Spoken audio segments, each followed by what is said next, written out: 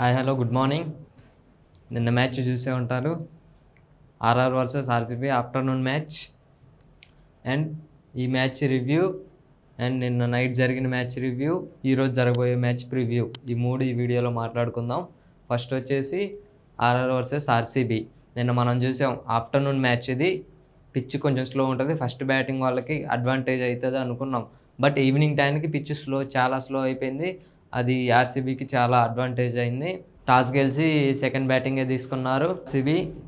ఆర్ఆర్లో నిన్న మనం openers start ఇస్తేనే ఆ స్టార్ట్ ఉంటుంది వాళ్ళకి, ఆ హై రన్స్ వస్తాయి. ఆ హై రన్స్ రావాలి అని కూడా అనుకున్నాం. బట్ ఆ ఓపెనర్స్ యశస్వి జైస్వాల్ బాగా ఆడిండు నిన్న. ఆ కంబ్యాక్ వచ్చాడు కానీ బట్ టీంకి యూజ్ అవ్వలేదు. ఆ రన్స్ 75 రన్స్ ఏమో కొట్టాడు, సెంచరీ చేస్తాడు అనుకున్నా, బట్ అవ్వలేదు. కానీ సంజు శాంసన్ మొత్తం ఇంకా రావట్లేదు ఆ రన్స్ సంజుకి. చూడాలి నెక్స్ట్ మ్యాచ్ అయినా ఎలా ఆడతారో. స్టార్ట్ మంచిగా వచ్చింది అనుకున్నాం, బట్ మళ్ళీ ఓడిపోతున్నారు అన్నీ.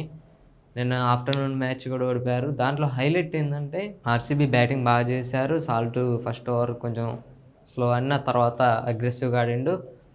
దీంట్లో హైలైట్స్ ఏంటంటే ఒకటి, కోహ్లీకి 150 అయింది నిన్న మ్యాచ్లో, మైల్ స్టోన్ అదొకటి. సెకండ్ ప్లేస్లో ఉండు, first David Warner, second Kohli. ఇప్పుడు హైయెస్ట్ 50s కొట్టి T20sలో కోహ్లీ ఉండు. నెక్స్ట్ వచ్చేసి మంచి సెలెక్ట్ చేసుకున్నారు బ్యాటింగ్ తీసుకోవడం సెకండ్ ఇన్నింగ్స్, అదొకటి బాగా నచ్చింది. అండ్ ఇంకో మామూలుగా వీళ్ళు అవే గేమ్సే గెలుస్తున్నారు, హోమ్ గ్రౌండ్లో అన్నీ ఓడిపోతూనే ఉన్నారు. హోమ్ గ్రౌండ్ అడ్వాంటేజ్ వీళ్ళు తీసుకోలేదు నిన్న, వీళ్ళకి రాలేదు. సేమ్ వీళ్ళ సిచ్యువేషన్ అవే మ్యాచెస్ అన్నీ గెలిచారు ఆడినవన్నీ. టేబుల్లో కొంచెం సెకండ్ ప్లేస్ ఆర్ థర్డ్ ప్లేస్లో ఉన్నారు ఇప్పుడు ఆర్సీబీ. బాగా ఆడారు. కానీ ఇంకొక రికార్డు బ్రేక్ అయింది నిన్న. ఒకటేమో చెన్నై వెళ్ళి చపాక్లో 17 years తర్వాత ఓడించారు, ముంబై వచ్చి 10 years తర్వాత ఓడించారు. నిన్న ఏంటంటే ఆ గ్రీన్ జెర్సీ వేసుకున్నప్పుడు గెలవరంట మ్యాచెస్. సీజన్స్ ఇంతకుముందు ప్రీవియస్ సీజన్ నుంచి చూసుకుంటే ఆ గ్రీన్ డ్రెస్ వేసుకుంటే గెలవరంట. బట్ దాన్ని కూడా బ్రేక్ చేశారు నిన్న. ఎక్కువ మ్యాచెస్ లేవంట గెలిచినవి, చాలా తక్కువ ఛాన్సెస్. దాన్ని కూడా నిన్న బ్రేక్ చేశారు. చాలా సింపుల్గా గెలిచారు మ్యాచ్ కూడా. వన్ సైడ్ చేసేసుకున్నారు. బ్యాటింగ్ బాగా చేశారు, బౌలింగ్ కూడా ఇంకా బాగా వేశారు. అంత ఎక్కువ మాట్లాడుకునే హైలైట్స్ అయితే ఏం లేవు, ఇవి ఈ వీడియోలో. నెక్స్ట్ నిన్న నైట్ మ్యాచ్ గురించి మాట్లాడుకుందాం. ఇప్పుడు వరకు నేను చెప్పింది మీకు నచ్చుంటే సబ్స్క్రైబ్ చేసుకోండి, నాకు కొంచెం సపోర్ట్ చేసినట్టు ఉంటుంది. నెక్స్ట్ మ్యాచ్ వచ్చేసి ఎంఐ వర్సెస్ డీసీ. నిన్న మ్యాచ్ ప్రతి మ్యాచ్ ఒక హైలైటే, ప్రతి బాల్ ఒక హైలైటే. నిన్న చాలా బాగా చెప్పారు.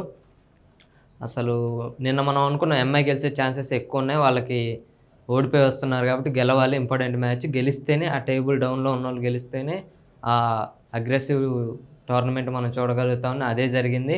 మొన్న ఎస్ఆర్హెచ్ కంబ్యాక్ వచ్చారు, నిన్న ఎంఐ కంబ్యాక్ వచ్చారు. ఇంతవరకు ఒక్క మ్యాచ్ కూడా ఓడిపోని ఢిల్లీ నిన్న ఓడిపోయారు. 5 matchesలో ఒకటి, అది కూడా నిన్న ఓడిపోయారు. లైన్ అన్నీ గెలుచుకుంటూ వస్తున్నారు ఒకళ్ళ తర్వాత ఒకళ్ళు. కాకపోతే ఒకళ్ళు బాగా వాళ్ళ బ్యాటింగే వాళ్ళ స్ట్రెంగ్త్ అనుకుంటే. బౌలింగ్ నిన్న చాలా బాగా చేశారు. కుల్దీప్ యాదవ్ వేసిన బౌలింగ్ ఆ 4 overs ఎంఐ 230-240 runs రాకుండా ఆపగలిగింది. కుల్దీప్ యాదవ్ మామూలుగా లేదు అసలు, మంచి వికెట్లు తీసుకుంటూ. ఎంఐ బ్యాటింగ్ విషయానికి వస్తే రోహిత్ శర్మకి ఆ స్టార్ట్ ఇంకా రావట్లేదు. మంచిగా 17 runs కొట్టాడనే సిచ్యువేషన్లో అవుట్ అయిపోయాడు.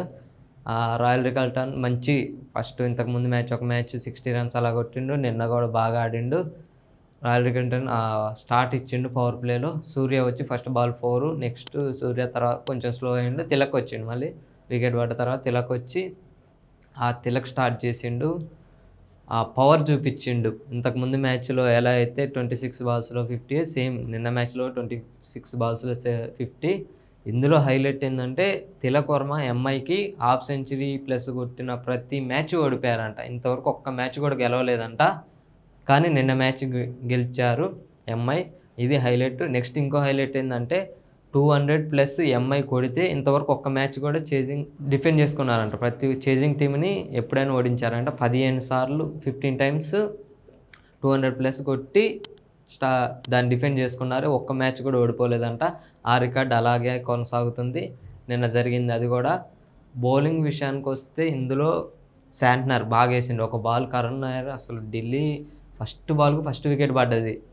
అబ్బా ఎంఐ మ్యాచ్లోకి వచ్చేసారు, ఎంఐదే మ్యాచ్ అనుకునేటప్పుడు వచ్చిండు కరుణ్ నాయర్ వేసిండు. శాంట్నర్ ఒక బాల్ వేసిండు. అసలు అంత ఫామ్లో ఉండే, అంత 80+ runs.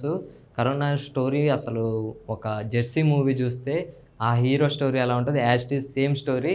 అంత లో నుంచి మళ్ళీ ఇప్పుడు ఛాన్సెస్ వస్తున్నాయి. చూడాలి. ఇండియాకి 300 రన్స్ కొట్టిన లిస్ట్‌లో కరుణ్ నాయర్ ఒకడు ఉంటాడు. చాలా తక్కువ ప్లేయర్స్ కొట్టారు. అందులో ఇతనొకడు. చాలా బాగా అంటే చాలా బాగా ఆడిండు. వన్ సైడ్ చేసేస్తాడేమో అనిపించింది అసలు నాకు.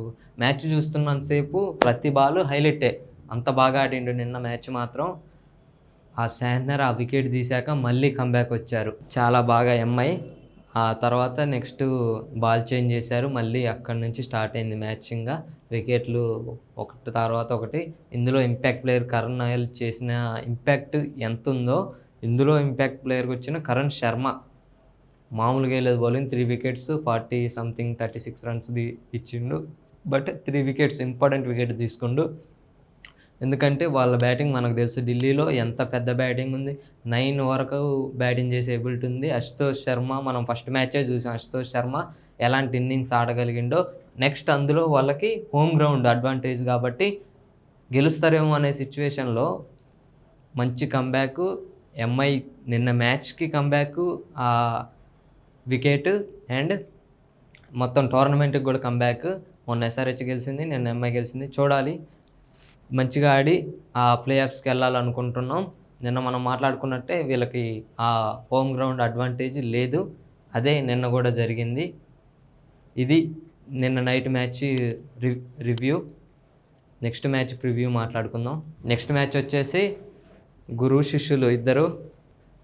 పంత్ కొంచెం లోలో ఉండు రన్స్ రావట్లేదు. ఆ ప్రైస్ ట్యాగ్‌కి తగ్గ గేమ్ ప్లే అయితే ఆడట్లేదు.